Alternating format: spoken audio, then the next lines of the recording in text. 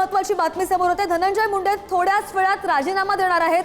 ज्या प्रकारे मुख्यमंत्री देवेंद्र फडणवीस यांनी त्यांना आदेश दिले, धनंजय मुंडे थोड्याच वेळात राजीनामा देणार आहेत अशी माहिती आता समोर येते।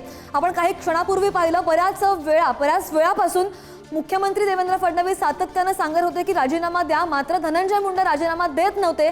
मात्र आता जसे काल रात्री फडणवीसांनी वर्षा बंगल्यावर धनंजय मुंडेंशी बातचीत केल्यानंतर आदेश दिले राजीनामा देण्याचे, आणि तो आजच देण्याचे, आणि त्यानुसार मंत्री धनंजय मुंडे थोड्याच वेळात राजीनामा देणार आहेत।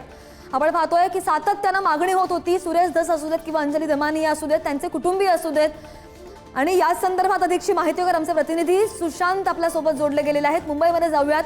सुशांत, जसंच फडणवीसांनी आदेश दिले, मुख्यमंत्र्यांनी आदेश दिले, त्यानुसार थोड्याच वेळात मंत्री धनंजय मुंडे राजीनामा देणार आहेत, राजीनामा मुख्यमंत्र्यांकडे सुपूर्द करणार आहेत। श्रद्धा, आपण जर बघितलं असेल तर आपण आधीच सकाळी सांगितलं होतं, देवेंद्र फडणवीसांनी स्पष्ट त्यांना आदेश दिलेले आहेत, तुम्ही आजच राजीनामा द्या। त्यानुसार आता जी महत्त्वाची अपडेट येते त्यामध्ये धनंजय मुंडे जे आहे ते थोड्याच वेळात आपला राजीनामा जो आहे तो मुख्यमंत्र्यांकडे देतील। अजित पवार यांच्याशी खरं तर त्यांनी चर्चा केलेली आहे, जी आपल्याला खात्रीलायक सूत्रांकडून आणि एका वरिष्ठ नेत्याकडून जी माहिती मिळाली त्यानुसार धनंजय मुंडे यांचा राजीनामा आता थोड्याच वेळात होणार आहे। आपण सुरुवातीपासूनच म्हटलं होतं की देवेंद्र फडणवीस धनंजय मुंडे यांचा राजीनामा सुरुवातीपासूनच घेण्यास इच्छुक होते, मात्र धनंजय मुंडे यांचा त्याला नकार होता। मात्र आपण जर बघितलं असेल तर सातत्याने ज्या पद्धतीने धनंजय मुंडे यांच्यावर आरोप होत आहेत विरोधकांकडून, आणि आपण पाहिलं असेल तर अनेक प्रकारचे त्यांच्यावर आरोप झालेले आहेत। वाल्मिक कराड हा मुख्य आरोपी त्यामध्ये सापडलेला आहे, आणि त्याचवरून सरकारची बदनामी होत होती। काल जे फोटो आलेले आहेत त्यामुळे देखील सरकारची कुठेतरी बदनामी होत होती, आणि याचमुळे देवेंद्र फडणवीस यांनी काल स्पष्ट आदेश दिले धनंजय मुंडे यांना की तुम्ही राजीनामा आता द्यायला हवा, कारण सरकारची नाहक बदनामी जी आहे ती होत होती, आणि त्याचमुळे आता धनंजय मुंडे यांनी देखील राजीनामा देण्याचा निर्णय घेतलेला आहे। सगळ्यात मोठी बातमी आहे ही, धनंजय मुंडे यांनी राजीनामा देण्याचा निर्णय, थोड्याच वेळात ते मुख्यमंत्र्यांकडे आपला राजीनामा देतील। अजित पवार यांच्याशी त्यांनी चर्चा केलेली आहे। अजित पवार यांनी देखील त्यांना सांगितलेलं आहे आता राजीनामा द्यायला हवा, कारण आपण बघितलं ज्या पद्धतीने आरोप होत आहेत त्यामुळे महायुतीची तर बदनामी होतेच, मात्र त्याचसोबत अजित पवार यांच्या राष्ट्रवादीची देखील बदनामी होऊ लागलेली आहे, आणि त्याचमुळे आता धनंजय मुंडे थोड्याच वेळात राजीनामा देतील अशी आपल्याला माहिती मिळते। श्रद्धा, अगदीच, पण राजकीय वर्तुळामध्ये ज्या प्रतिक्रिया उमटतात किंवा सामान्य नागरिकांच्या ज्या प्रतिक्रिया आहेत, बराच वेळ लागलेला आहे, 2 महिने लागले पाठपुरावा करण्यासाठी, मात्र तरी सुद्धा देशमुख कुटुंबियांची समाधानी झालेली आहे असं त्यांचं म्हणणं आहे। ते लोक समाधान नाही आहेत असं त्यांचं म्हणणं आहे, जोपर्यंत आरोपींना फाशी होत नाही।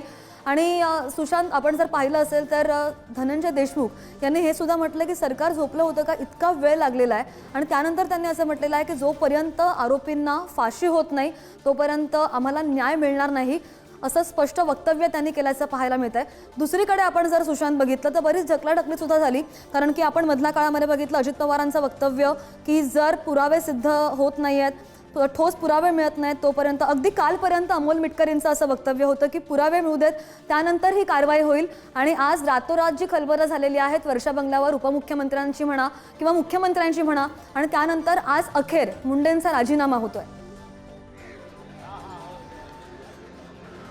अगदी बरोबर आहे श्रद्धा, जर आपण बघितलं असेल तर खऱ्या अर्थाने या प्रकरणाला सुरुवात कधी झाली तर हिवाळी अधिवेशनात सुरेश धस यांनी ज्या पद्धतीने भाषण केलं आणि ज्या पद्धतीने एक एक गोष्टी ते समोर उलगडत होते सभागृहात, त्यानंतर खऱ्या अर्थाने या संपूर्ण प्रकरणाची दाहकता जी आहे ती समोर आली, आणि त्यानंतर सातत्याने सुरेश धस स्वतः याविषयी पाठपुरावा करत होते। अंजली दमानी यांनी देखील काही पुरावे समोर आणले होते, आणि वाल्मिक कराड या संपूर्ण प्रकरणात कसा मुख्य सूत्रधार आहे हे खऱ्या अर्थातच सिद्ध करण्याचा प्रयत्न त्यावेळी केला, आणि आपण जर बघितलं असेल तर चार्जशीटमध्ये देखील तेच सिद्ध झाले। त्यानंतर सुरुवातीपासूनच धनंजय मुंडे यांच्या राजीनाम्याची मागणी होत होती, मात्र अजित पवार यांच्याशी एकदा आपण ऑफ द रेकॉर्ड बोललो होतो, त्यावेळी अजित पवार म्हणाले आरोप प्रत्येकावर होतात, मात्र जोपर्यंत आरोप सिद्ध होत नाहीत तोपर्यंत राजीनामा घेणं उचित नाही।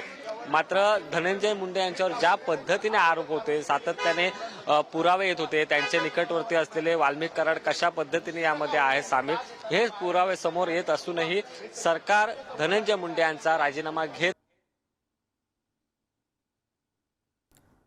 सुशांत यांना आपण जोडण्याचा पुन्हा एकदा प्रयत्न करूया, मात्र धनंजय मुंडे मुख्यमंत्र्यांकडे आजच काही वेळात आत्ता राजीनामा सुपूर्द करणार आहेत, आणि जसे आदेश दिले मुख्यमंत्री देवेंद्र फडणवीस यांनी काल रात्री वर्षा बंगल्यावर खलबतं झाली, भला रात्री आपण पाहिलं की प्रफुल्ल पटेल सुद्धा होते, उपमुख्यमंत्री अजित पवार होते आणि मुख्यमंत्र्यांनी आदेश दिलेत धनंजय मुंडेंना राजीनामा देण्याचे.